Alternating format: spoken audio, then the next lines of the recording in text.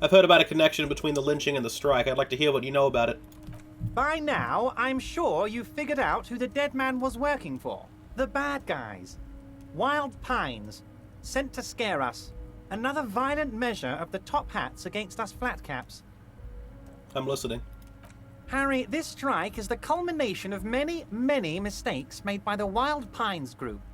They tried to shut the strike down by sending in armed mercenaries. Our victim? A security contractor? Can you imagine that? Workers standing in peaceful protest, united in the spirit of fellowship, and they send hired killers to mow us down with machine gun fire? He performs a motion as if spraying bullets from a machine gun.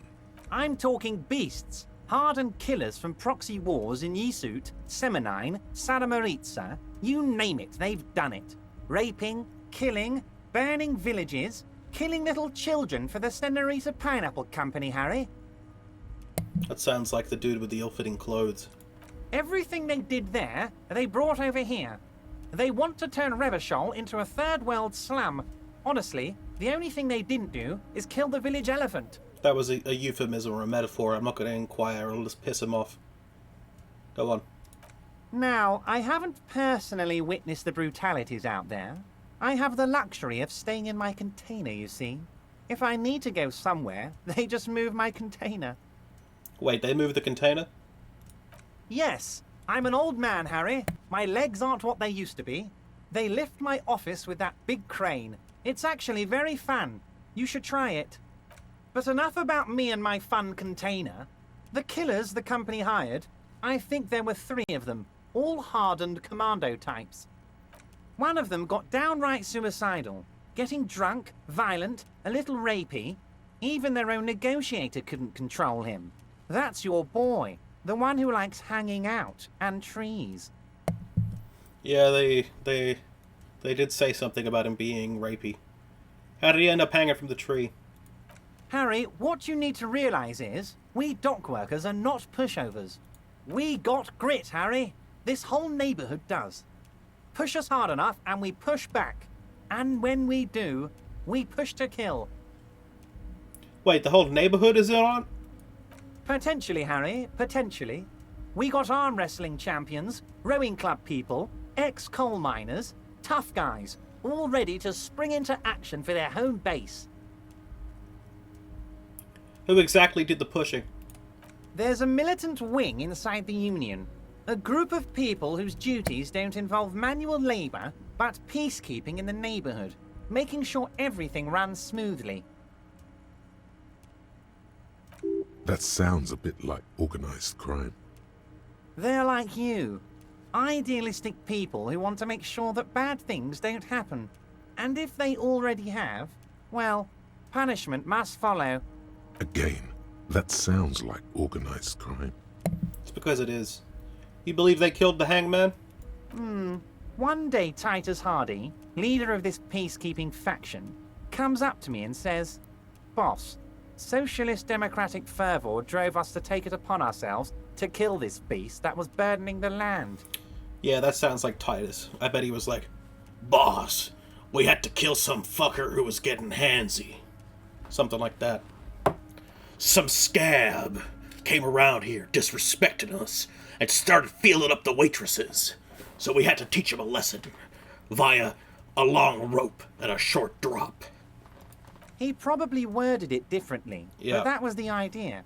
Sure sounded to me like they killed him.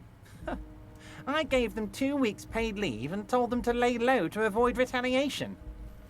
Are you not afraid that we're going to arrest them? Oh, I'm not at all worried about that. These are not the kind of men who get arrested. They're Martinez boys, tough and gritty. I'd like to see the man who takes them in. Besides, I sent my lawyer girl to look after them. He places a lot of faith in that lawyer girl. Perhaps this is a tactical error. Anyway, You mentioned a lawyer girl? Oh, Liz is a bright one. I paid for that law degree myself, thinking it'll probably turn her all fancy. But hell, Harry, she came back a firebrand socialist. Sometimes she scares me with her zeal. How do you know the mercenaries were hired by the shipping company? How do I know? Let me tell you about these people.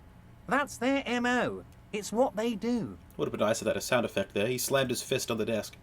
Last winter, some poor workers in Terminal E went on a little strike. The company sent in Sediment, a security contractor. The strike was over the workers' right to wear protective footwear, Harry. These guys turn up and start beating people.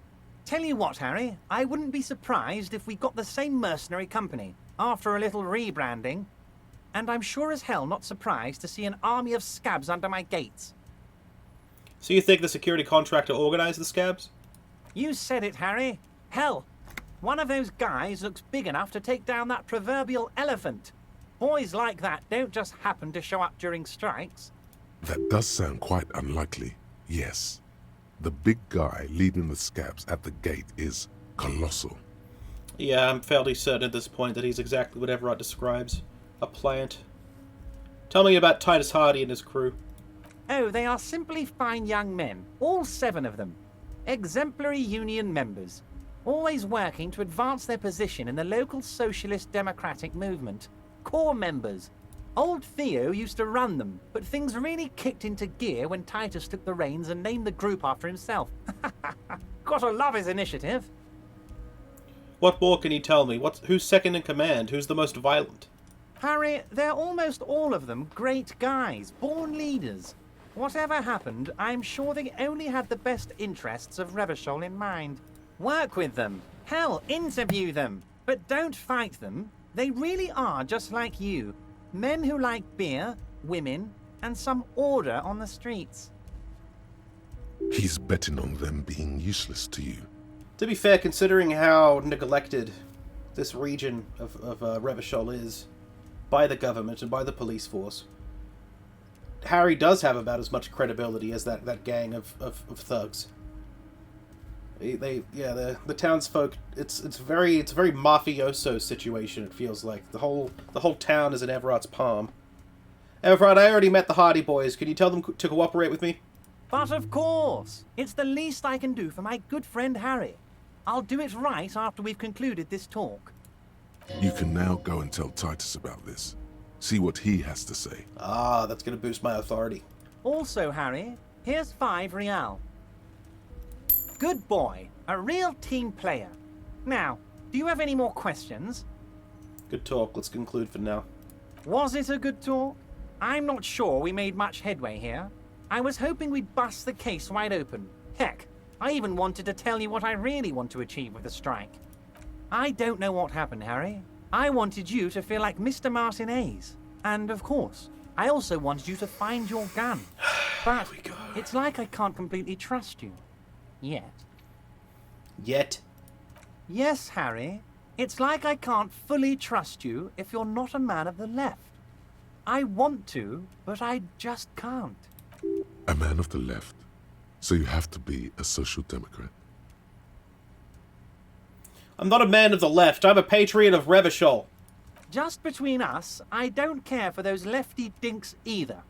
It's all about power, and here's how we're gonna get it. I need you to be my kingsman, Harry. Fascinating. He dropped the facade almost immediately. He sees some value in Harry. Probably his credentials and his drunken stupor. The fact that I really don't give a shit about anything right now. He sees me as a tool that can win this for him. Alright, Evrart, what would this entail? Once again, I require nothing unethical or illegal of you.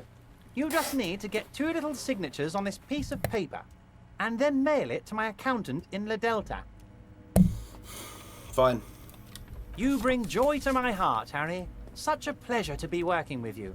Here. He hands me an open white envelope. You need to get signatures from Isabel Sadie and Lillian Carter. The cul-de-sac is right past the pawn shop and across the canal.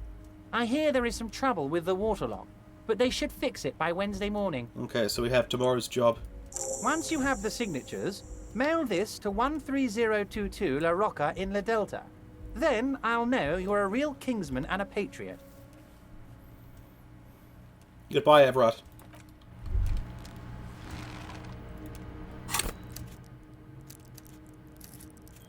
Oh, I do have a skill point. I don't want to level up anything. I want to get the Jamrock Shuffle. I don't like how quickly I caved to Evrart, but I wasn't making any progress in the story. I'm going to have one hell of a conversation with Kim tomorrow, that's for damn sure. Let's take a look at this. A white envelope with a stamp attached to the upper right corner, handed to me by Evrart Clare. Inside are some legal documents with 2 names printed on them. Isabel Sadie and Lillian Carter. Both signatures are required. You take the legal documents out of the envelope. A 12 to 40 month construction period and the zoning plan in the addendum. Look at the zoning plan. The youth center cuts into the ocean like the bow of some great modern ship. Apparently, it's going to cover most, if not all, of the street and the square between the existing houses. It's 3 stories tall. It's going to be awfully close to the already existing buildings, almost wall to wall, practically integrating them into the youth center. This is either an ominous or cool architectural choice. Hard to say. My money is on cool. Looks like a cubic pyrite. Try to find a loophole. There is no loophole. The simple truth is, the current residents are going to lose their street access, and for the next 12 to 40 months, their lives will be dominated by constant construction noise right next door. Wait, what are the ramifications of this? Once the construction starts, it'll probably take a few months, a year maybe, for even the most stubborn occupants to get tired of living like this.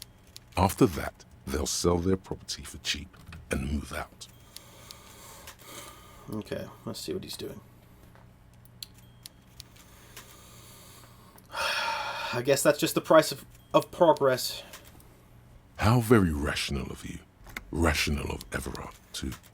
He will, no doubt, benefit from the village being abandoned. Put them back in the envelope. I feel sick.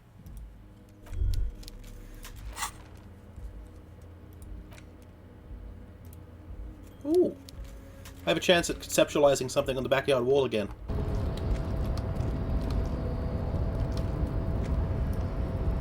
What the fuck? Yeah. Hello, Manana. Hola, Wandering Man. How can I help you? That weasel I visited. Turns out he has one hell of a colonial bug collection. Yeah, the janitor who gave me the key to his apartment said the guy's a bit of an asshole. Yes, his mug collection certainly represented antiquated social values. Like I said before, I don't know much about this weasel, but the bossman said he's a real piece of work. Thanks for helping out, friend. Ooh, this guy. I remember now. Let's talk to him. Right to work! Right to work! Shame on you! Hey, tough guy. I had more questions. Things are busy enough. You're going to waste less of my time? We'll see. The hulking man oozes stark skepticism. Where are you from? What's it to you? Routine. Am I a suspect? Done no crimes. I only fight for the rights of people.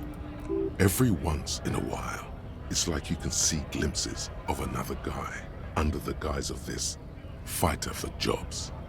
He seems a more brutal, cunning, and suspicious person. Just a hunch. Or you just might be paranoid. Your background. We're all workers, right? Workers stick together. Came from the eminent domain, in Jamrock. Backgrounds in odd jobs, heavy lifting, cargo hauling, bouncer work. I know the drill. Yeah, I don't really drink, but work has taken me to some. Which one was it?